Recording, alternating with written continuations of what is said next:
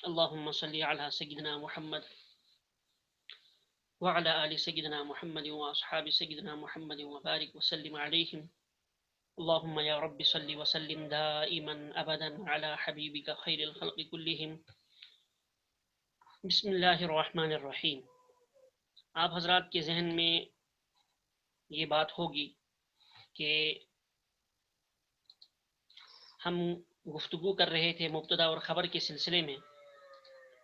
مبتدا اور خبر کے سلسلے میں چند بنیادی قواعد جو ضروری قواعد ہیں وہ آپ حضرات کے سامنے آ چکے ہیں. بنیادی چیزیں ہم نے آپ کو مبتدا اور خبر میں بتائی تھی کہ پہلے جز کو ہم مبتدا کہیں گے جملہ اسمیہ کے، اور دوسرے جز کو ہم خبر کہتے ہیں. پھر مبتدا اور خبر کے سلسلے میں ایک بات آپ حضرات کے سامنے یہ آئی تھی کہ مبتدا ہمیشہ معرفہ ہوگا اور خبر نکرہ ہوگی. دوسری بات آپ کو یہ بتائی گئی تھی کہ مذکر اور مؤنث ہونے کے اعتبار سے مبتدا اور خبر مطابق ہوتے ہیں، کہ اگر مبتدا مذکر ہے تو خبر بھی مذکر ہوگی، مبتدا مؤنث ہے تو خبر بھی مؤنث ہوگی. اس کے ساتھ ایک چیز آپ اور ایڈ کر لیجئے کہ واحد تثنیہ اور جمع ہونے میں بھی مبتدا اور خبر مطابق ہوتے ہیں، کہ مبتدا اگر واحد ہے تو خبر بھی واحد ہوگی، مبتدا تثنیہ ہے تو خبر بھی تثنیہ ہوگی، مبتدا جمع ہے تو خبر بھی جمع ہوگی. آپ کی اسکرین پہ آ رہا ہے الدرس الثامن عشر، 18واں سبق، ہمارے سلسلے کا 18واں سبق. تو قاعدہ جو میں ابھی بتا رہا تھا آپ کو وہ ہمارے سامنے موجود ہے. اس کا ایک حصہ تو پہلے گزر چکا ہے، وہ کہ مبتدا اور خبر مذکر اور مؤنث ہونے میں یکساں ہوتے ہیں، ایک جیسے ہوتے ہیں، کہ مبتدا مذکر تو خبر بھی ہم مذکر ہی لائیں گے، اور اگر مبتدا مؤنث ہو تو خبر بھی ہم مؤنث ہی لائیں گے، جیسے کہ تفصیل کے ساتھ پیچھے یہ باتیں گزر چکی. دوسرا قاعدہ اس کے ساتھ یہ آپ ایڈ کر لیں کہ واحد تثنیہ اور جمع ہونے میں بھی خبر مبتدا کے مطابق ہوتی ہے، یعنی مبتدا واحد تو خبر بھی واحد، مبتدا تثنیہ تو خبر بھی تثنیہ، مبتدا جمع تو خبر بھی جمع ہوگی. تثنیہ کا قاعدہ بھی آپ تفصیل سے پیچھے پڑ چکے ہیں.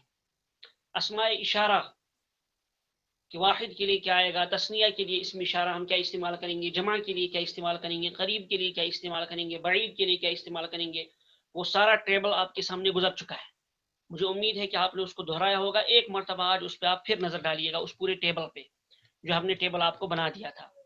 تو آج جو قاعدہ ہم نے آپ کو بیان کیا، اسی قاعدے کو مد نظر رکھتے ہوئے اور پیچھے جو مبتدا اور خبر کے سلسلے میں قواعد گزر چکے ہیں جن کو میں نے ابھی دہرایا تھوڑی دیر پہلے، تو ان تمام قواعد کو مد نظر رکھتے ہوئے آپ اگلے جملوں کو پڑھیے اور مبتدا اور خبر کی تعین کیجئے. سمجھیے کہ مبتدا اور خبر کی جو مطابقت کی جتنی چیزیں ہیں کیا ان جملوں میں پائی جا رہی ہیں کہ نہیں پائی جا رہی، تو اس پر غور کریے. سب سے پہلا جملہ ہے رانی کا موقدانی وہذا تنورانی. اس کا پہلا لفظ ہے رانی کا، پھر موقدانی، یہ ہے مبتدا خبر، یہ ایک جملہ، یہ دو جملوں سے مل کر بنا ہے. یہاں جو یہ جملہ ہے، یہ کلام ہے، یہ دو جملوں سے مل کر بنا ہے. پہلا جملہ ہے رانی کا موقدانی. رانی کا بتائیے کس کے لیے آتا ہے؟ رانی کا اسم اشارہ ہے، لیکن کس کے لیے آتا ہے؟ واحد کے لیے، تثنیہ کے لیے یا جمع کے لیے، پھر قریب کے لیے یا بعید کے لیے. آپ کو معلوم ہے کہ یہ تثنیہ بعید کا اسم اشارہ ہے اور مذکر کے لیے استعمال ہوتا ہے. ذالکا سے تثنیہ بنے گا رانی کا.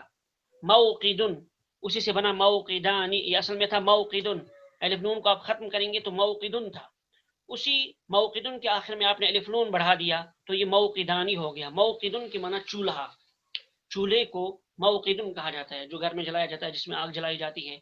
تو ترجمہ کیا ہوا، رانی کا موقدانی، وہ دو چولہے ہیں، وہذا تنورانی، واو یہ عطف کے لیے آتا ہے. عطف کے معنی جوڑنا، دو جملوں کے بیچ میں جوڑ پیدا کرنے کے لیے واو لایا جاتا ہے، جس کے لیے ہم اردو میں اور کا لفظ استعمال کرتے ہیں. اور کے لیے کیا آتا ہے عربی میں؟ واو، وا. تو وہذا تنور اصل جملہ ہے، وہذا تنورا، ہذا تنورانی، ہذانی تنورانی. ہذانی اسم اشارہ قریب ہے، ہذا سے بنا ہذانی، تثنیہ مذکر. تنورانی اصل میں تنورن تھا، اصل میں یہ لفظ تھا تنورن، تو اس سے ہم نے تثنیہ بنایا تو الف نون لگا دیا، تنورانی ہو گیا. ان باتوں کو آپ ذہن میں رکھیے کہ یہ تثنیہ کیسے بنایا گیا ہے. تو تنورن سے بنا تنورانی، ترجمہ ہوا ہذانی تنورانی اور یہ دو تنور ہیں، اور ہم نے ترجمہ کیا واو کا، اس لیے کہ واو حرف عطف ہے، دو جملوں کو جوڑنے کے لیے آتا ہے، تو دو لفظوں کو یا دو جملوں کو جوڑنے کے لیے واو لایا جاتا ہے، اس کے معنی اردو میں اور۔ ذانی کا موقدانی وہذا تنورانی، وہ دو چولہے ہیں اور یہ دو تنور ہیں، وہ دو چولہے اور یہ دو تنور ہیں۔ اسی طرح سے ہم مؤنث پہ چلیے، اوپر دونوں جو لفظ استعمال ہوئے تھے اسم اشارہ اسماء اشارات، وہ دونوں مذکر تھے۔ تانی کا پہلا ہی لفظ ہے، تانی کا مؤنث ہے، تانی کا تینی کا تانی کا، ذالی کا ذانی کا الائی کا، اور مؤنث کیا بنے گا؟ تل کا تانی کا، تل کا واحد ہے اور تانی کا تسنیہ مؤنث ہے بعید کے لیے، اسم اشارہ تسنیہ مؤنث بعید کے لیے۔ تو تانی کا، ہم نے تانی کا کیوں لایا؟ اس لیے کہ آگے خبزتن مؤنث ہے، خبزتن مؤنث ہے، اس کے آخر میں الف نون لگا دیا ہم نے تو خبزتانی ہو گیا۔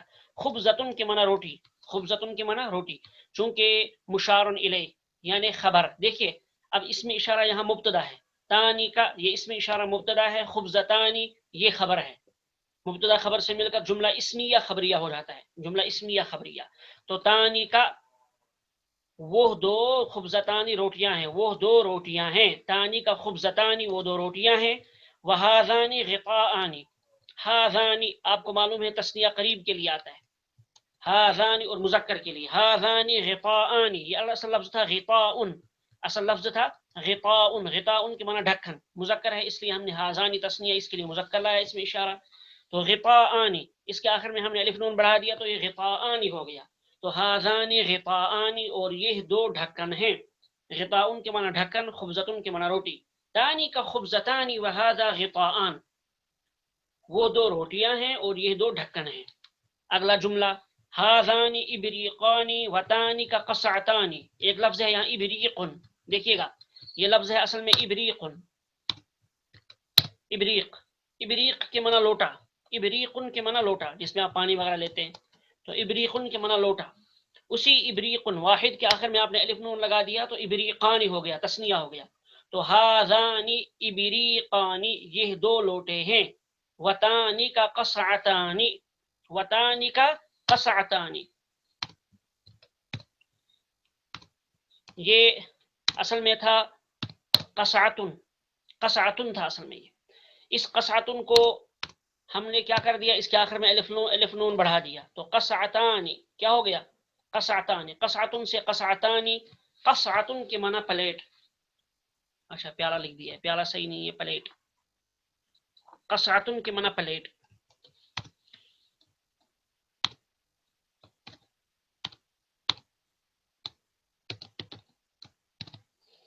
قصعتن پلیٹ کو کہا جاتا ہے۔ تو ہاذانی ابریقانی وتانی کا قصعتانی، یہ دو لوٹے ہیں اور وہ دو پلیٹیں ہیں، پلیٹیں۔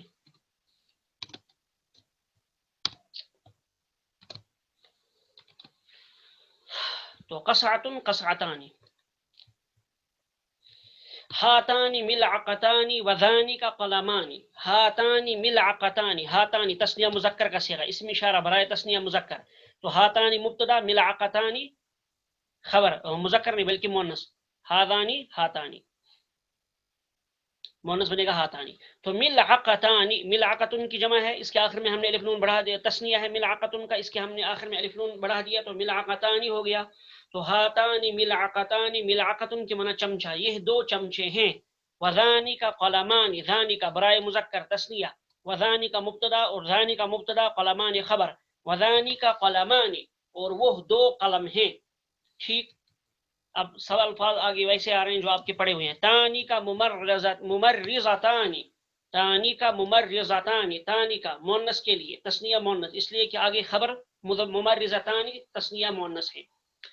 تو دیکھیے مبتدا اور خبر میں جو دو چیزیں ہیں تذکیر اور تانیث کے اعتبار سے یکساں ہوں گے، تو دیکھیے تذکیر اور تانیث کے اعتبار سے، اس لیے ہم نے بتایا تھا واحد تسنیہ اور جمع کے اعتبار سے یکساں ہوں گے۔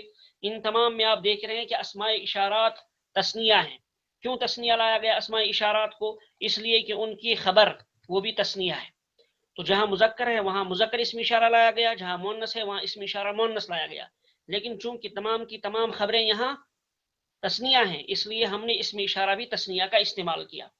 تو تانی کا ممرزتانی وہ دو نرس ہیں، وہاذانی طبیبانی، اور یہ دو ڈاکٹر ہیں. دیکھیے ہاذانی طبیبانی چونکہ مذکر تھا اس لیے ہاذانی لائے. وہاذانی طبیبانی، اور یہ دو ڈاکٹر ہیں. اگلا جملہ کیا ہے؟ ہاتانی مدرستانی وتلوتانی. اچھا ہاتانی مدرست نہیں، مدرستان غلطی ہو گئی، مدرستانی. ہاتانی مدرستانی، واتانی کا جامعتانی. مدرستان، مدرستن کی جمع، مدرستن کا تسنیہ مدرستانی. مدرستن کے آخر میں ہم نے الف نون بڑھا دیا تو مدرستانی ہو گیا. ہاتانی قریب مؤنث کے لیے. ہاتانی مدرستانی، یہ دو مدرسے ہیں، یہ دو اسکول ہیں. وطانی کا جامعتانی، اور وہ دو یونیورسٹیاں ہیں. جامعتن کے معنی یونیورسٹی، اسی کے آخر میں ہم نے الف نون بڑھا دیا تو جامعتانی ہو گیا. تو تانی کا اس لیے ہم نے لایا، اس لیے کہ وہ مؤنث اور تثنیہ ہے.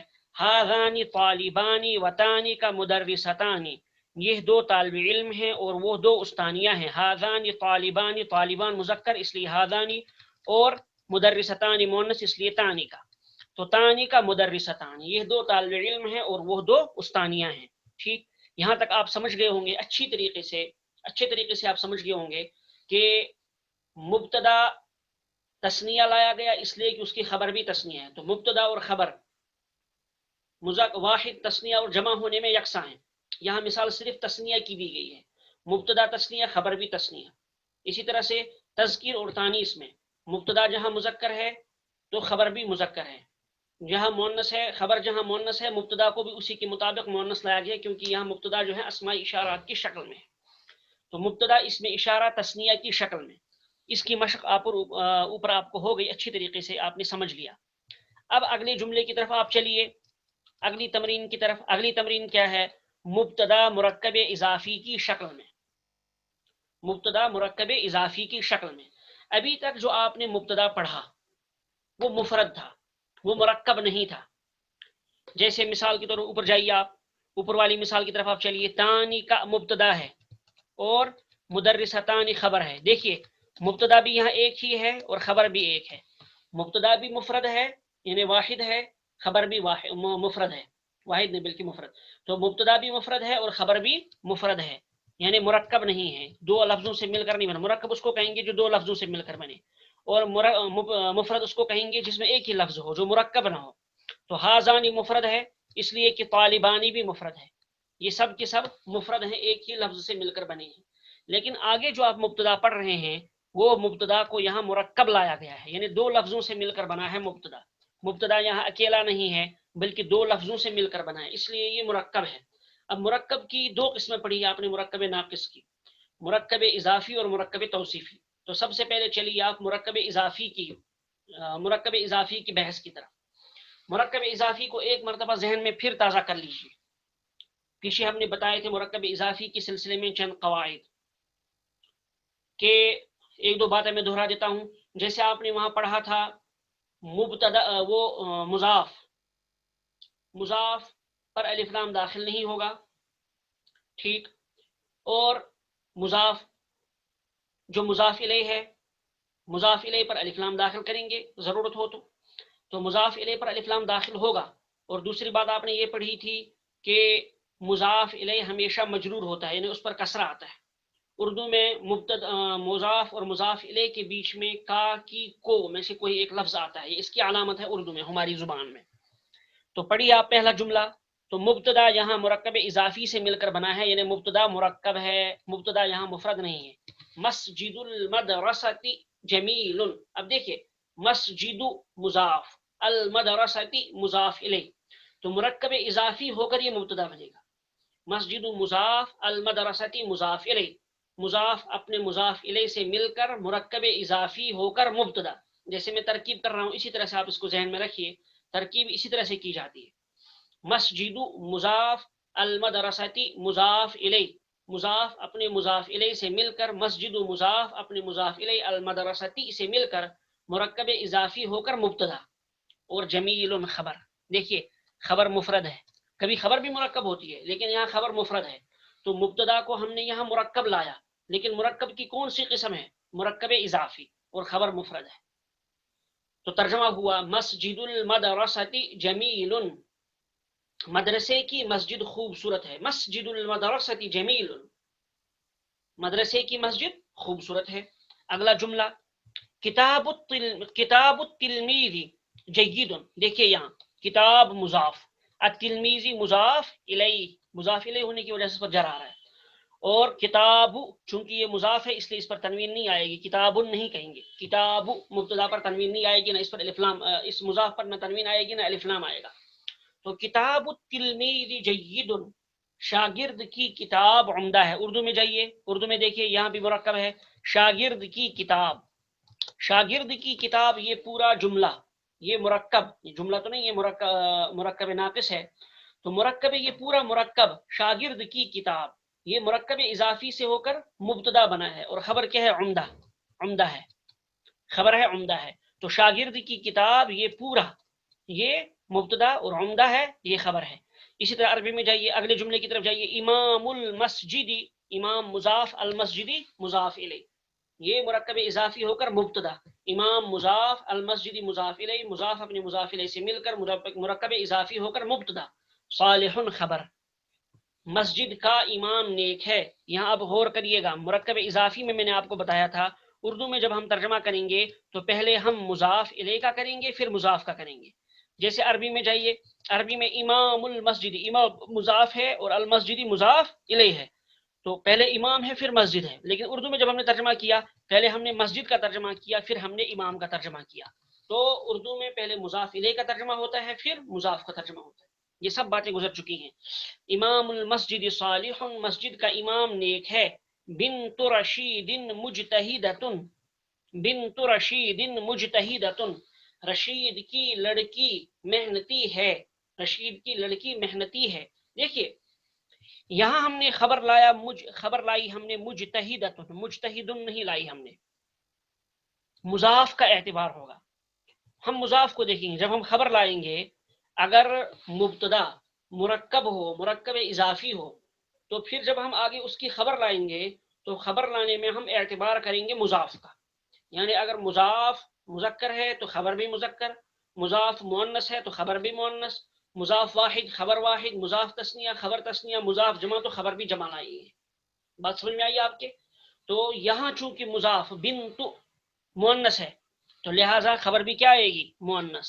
مجتہدۃ، مجتہد نہیں کہیں گے، مجتہدۃ کہیں گے. تو مضاف کا اعتبار ہوگا خبر لانے میں. بنت رشید مجتہدۃ، رشید کی لڑکی محنتی ہے. اور اوپر والے جملے کی طرف آپ جائیے، دیکھیے یہاں بھی ہم نے مضاف کا اعتبار کیا ہے، مضاف الیہ کا اعتبار نہیں کیا. خبر ہے یہاں جمیل، بتائیے یہ مذکر ہے کہ مؤنث ہے؟ یہ مذکر ہے. اگر ہم مدرستی کی رعایت کرتے تو جمیلۃ ہوتا، لیکن ہم نے مدرستی کی رعایت نہیں کی ہے، ہم نے مسجدن کی رعایت کی ہے، مضاف کی رعایت کی ہے. اور مضاف یہاں مذکر ہے تو مضاف کا اعتبار ہوگا خبر لانے میں. مضاف مذکر خبر مذکر، مضاف مؤنث خبر مؤنث، مضاف واحد خبر واحد، مضاف تثنیہ خبر تثنیہ، مضاف جمع خبر جمع. ٹھیک. بنت رشید مجتہدۃ، رشید کی لڑکی محنتی ہے. زوجۃ حامد طویلۃ، دیکھیے حامد مذکر ہے، مضاف الیہ مذکر ہے لیکن اس کا ہم نے اعتبار نہیں کیا، زوجۃ کا ہم نے اعتبار کیا. زوجۃ کے معنی بیوی، زوجۃ حامد طویلۃ، حامد کی بیوی لمبی ہے. سباب المؤمن فسوق، یہ حدیث ہے، یہ حدیث کا ٹکڑا ہے. دیکھیے آج پہلی حدیث آپ کے سامنے آئی، سباب المؤمن فسوق. سباب، سباب کے معنی گالی دینا، یہ مضاف ہے. المؤمن مضاف الیہ ہے، مومن کے معنی مسلمان ایمان والا، فسوق کے معنی گناہ، فسوق کے معنی گناہ. تو سباب المؤمن فسوق، مومن کو گالی دینا گناہ ہے. تو فسوق خبر ہے اور سباب المؤمن مرکب اضافی ہو کر مبتدا ہے. اگلا جملہ یہ بھی حدیث ہے، الفاظ تھوڑے الگ کیے گئے ہیں آپ کو سمجھانے کے لیے ورنہ یہ بھی اسی حدیث کا ٹکڑا ہے. قتال المؤمن کفر، حدیث میں قتالہ کفر وقتالہ کفر، اور ہو سے مراد مومن ہی ہے اس لیے ہم نے اس کو یہاں آپ کے سمجھانے کے لیے واضح کیا. قتال المؤمن کفر، مسلمان کو قتل کرنا کفر ہے، ناحق قتل کرنا مسلمان کو یہ کفر ہے. منارۃ المسجد عالیۃ، منارۃ المسجد، منارۃ مینارہ، مینار جو ہوتا ہے مسجد کے اوپر اس کو منارتن کہتے ہیں عربی میں، میم کے فتحہ کے ساتھ منارتن، اس کو مینارتن ہم نے نہیں کہا، منارتن. تو منارۃ المسجد، مسجد کا مینارہ، عالیۃ بلند ہے. منارۃ مضاف مؤنث ہے اس لیے آگے جو ہم نے خبر لائی تو اس کو بھی ہم کیا لائے؟ عالیۃ، عالیۃ کے معنی بلند. تو منارۃ المسجد عالیۃ، مسجد کا مینارہ بلند ہے. یہ تو تھا خبر، یہ یہاں تک تھی جو مبتدا تھا وہ مرکب اضافی کی صورت میں تھا، مرکب تھا لیکن مرکب اضافی کی صورت میں. اب یہاں بھی مبتدا مرکب ہے لیکن مرکب توصیفی کی شکل میں، موصوف اور صفت کی شکل میں. موصوف اور صفت کے سلسلے میں قاعدہ آپ کو بتایا جا چکا ہے، چونکہ وقت کم رہ رہا ہے تو اس لیے میں وہ باتیں نہیں دہراؤں گا. بس صرف 10 چیزوں میں مطابقت ہوتی ہے موصوف اور صفت میں. 10 چیزوں میں سے بیک وقت 4 چیزیں ہوتی ہیں، ان کو آپ یاد کریے گا، وہاں دوبارہ جائیے گا اور دوبارہ اس کا دور کریے گا، اس کا ریویژن کیجیے گا تاکہ بات آپ کے ذہن میں آ جائے. تو یہاں بھی مضاف مرکب ہے لیکن یہاں مرکب توصیفی ہے، اوپر مرکب اضافی تھا، یہاں مرکب توصیفی ہے. یہ موصوف اور صفت ان کو اچھی طرح سے سمجھنا ضروری ہے. اب دیکھیے مرکب اضافی ہم مبتدا میں ہیں لیکن پھر بھی مرکب اضافی اور مرکب توصیفی آ رہا ہے. تو التلمیذ المجتہد ناجح، محنتی لڑکا کامیاب ہے. التلمیذ المجتہد، پہلے ہم نے تلمیذ موصوف، المجتہد صفت، موصوف صفت سے مل کر مرکب توصیفی ہو کر مبتدا، ناجح خبر، مبتدا خبر سے مل کر جملہ اسمیہ خبریہ. لیکن یہاں ہم نے جب ترجمہ کیا تو پہلے ہم نے المجتہد کا ترجمہ کیا، پھر ہم نے التلمیذ یعنی موصوف کا ترجمہ کیا. جیسے مضاف میں پہلے مضاف الیہ کا ترجمہ ہوتا ہے پھر مضاف کا، اسی طرح سے یہاں موصوف صفت میں پہلے صفت کا ترجمہ ہوتا ہے پھر موصوف کا. تو یہاں مبتدا جو ہے وہ مرکب توصیفی ہے. اگلے جملے کی طرف چلیے. البقرۃ الثمینۃ سوداء، البقرۃ الثمینۃ یہ موصوف صفت ہے، قیمتی گائے. سوداء کی معنی کالی، مؤنث کے لیے سوداء آئے گا. المسجد الطویل جذاب، المسجد الطویل جذاب، لمبی مسجد دلکش ہے. طویل کی معنی لمبی، جذاب کی معنی دلکش. پیچھے آپ نے جذابۃ پڑھا ہے، مؤنث ہو تو جذابۃ، مذکر ہو تو جذاب. المسجد الطویل جذاب. القمیص الابیض،